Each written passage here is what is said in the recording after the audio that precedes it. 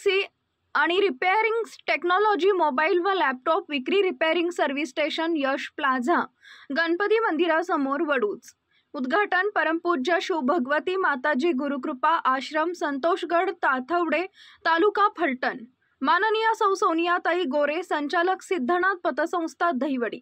Ghanshyam Sonawane police निरीक्षक वडूज। प्रमुख उपस्थिती रेश्मा श्रीकांत बनसोडे नगराध्यक्ष नगरपंचायत वडूज।